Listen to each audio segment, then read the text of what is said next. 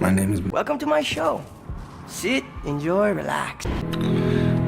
That's my name. Howdy dudes, Izzy One, the only Drac. It is a big ol' yowie wowie because Far Cry 3 is a masterpiece. But why is it such a great game, a masterpiece of a game, great storytelling, or a masterpiece of storytelling? Whatever you want to call it, to me it is a humongous masterpiece. Far Cry 3 is. I go so far, Far Cry 5, Far Cry 4, Far Cry 2, even Far Cry 1. I think 6 was like, yeah, this is the Far Cry franchise, is just hitting rock bottom. I do hope we get back on track, like Far Cry 7 puts everything back on track, because the Far Cry franchise has been great at storytelling, but Far Cry 3 has just been such a masterpiece of storytelling, and the closest one comes to it in the Far Cry franchise is Far Cry 5, because how realistic it feels. A cult can literally take over a literal town. Just look at the Jonestown or David Crash. There's so many cults out there, but they're like two that pop in my mind, like they're kind of based on what the Father is, and cults are very realistic. I don't think a lot of things what Far Cry 5 did is not full on realistic, like the whole military stuff. Yeah, that's not realistic, but a cult can literally take over a town, a city, you name it, it can take over something. It sounds like I've gone off topic, but I haven't. Far Cry 3 deals with so much. Cults are well known for brainwashing. Like, Citra uses a lot of cultish tactics. Oh, you're a warrior. You're a warrior. go replay Far Cry 3. How many times she says you're a warrior? It's like in Bioshock, we all know Ryan used the whole word. If you don't know what I mean, Ryan used the word, would you kindly, to brainwash Jack, basically. And cults are well known for, bringing in drugs to brainwash. Look at the Father, he brought in Bliss to brainwash. And yeah, Citra is like a cult, basically. She gives you drugs. Warrior, you're a warrior. And would you kindly do this? Would you kindly do that? And also, Vass is a bad guy. Vass is always a bad guy. Trust me, Vass is not a good guy. He's not some saving grace. He is definitely a bad guy, but he's not like how Citra makes him out to be, if that makes sense. Like, Vass to see through his sister, like, hey, she is a bad guy. And after whole using Vass and abusing Vass in this whole weird relationship, yeah, it's very hillbilly, the relationship. Unless it's stepbrother and that type of crap you see on the caught on.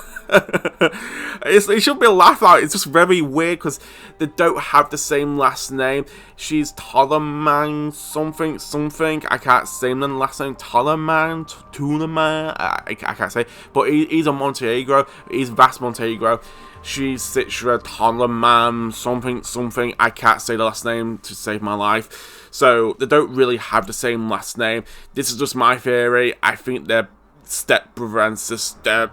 It sounds very, very sickly to say that, because, trust me, you'll play the DLC, it'll make you go, oh, this is going to make me bath, this is going to make me sick, I need to get in a bathroom, I'm going to bath everywhere, I'm going to throw up everywhere, because their relationship is very, it's very hillbilly. So you're probably wondering, what makes Far Cry such a masterpiece and great storytelling? This is not in your face. This whole thing's not in your face. You just think, oh, Vass is just a bad guy. Trust me, if you just play Far Cry 3, you don't know much about it, you just go out as the story, how it just tells you. If you look into more of it, you can go, oh, okay then, Citra's a bit odd here and there. Trust me, if you play it a third time, yeah, no pun intended, but play it a third time, you kind of pick up, like, hey, Citra is a bad guy. I talk to people who thought, wait, Hoyt's not the main bad guy, not the main villain.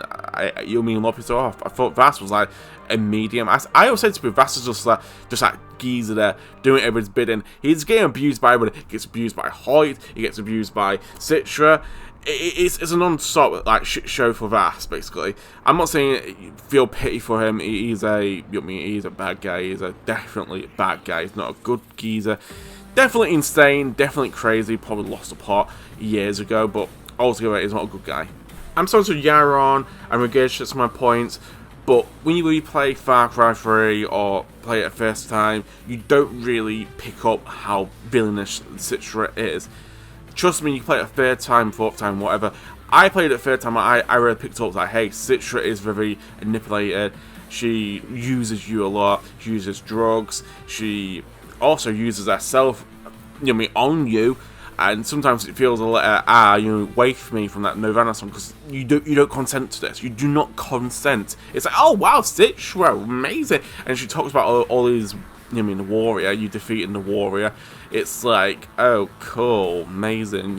Your brainwashing tactics are pulling up, because trust me, Jason's was completely lost pot, and the whole story in Far Cry 3 is literally you losing your mind. Like, it literally uses a lot of Alice in Wonderland stuff, like you're going down and down deeper to this Wonderland place of insanityness.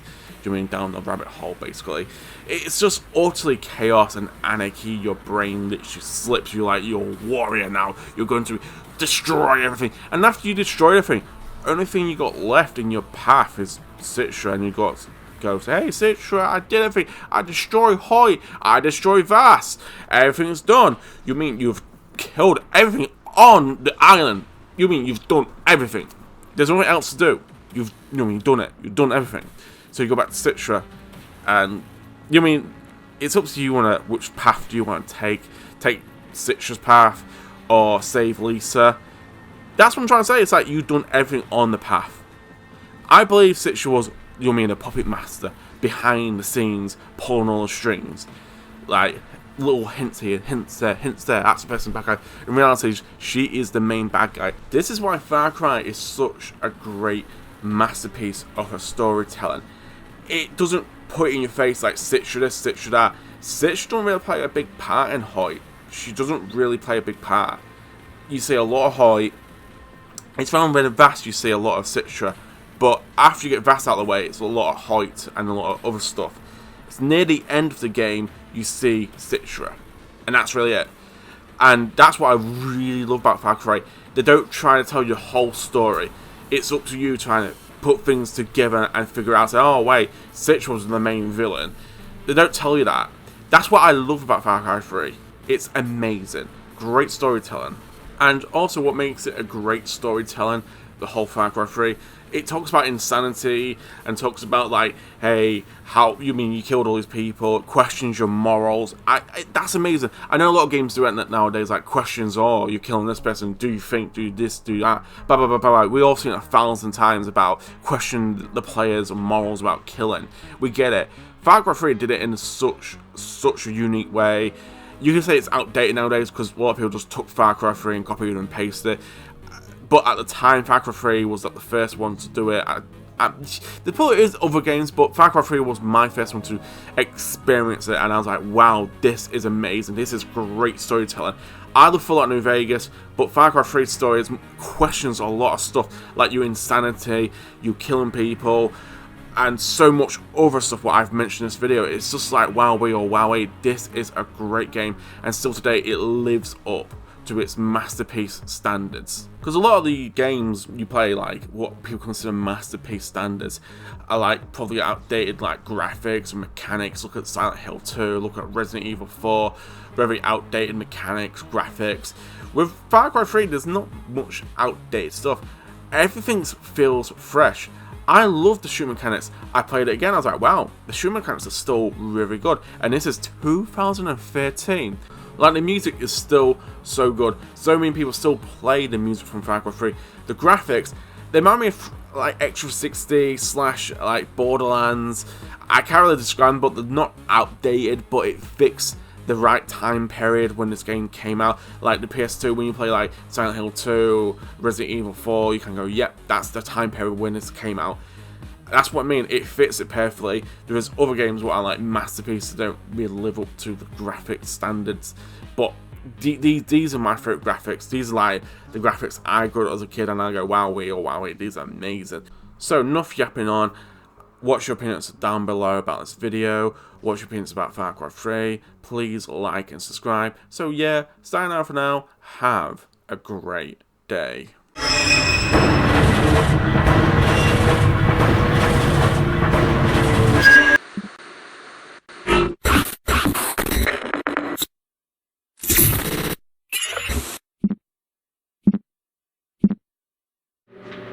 You can't kill the boogeyman.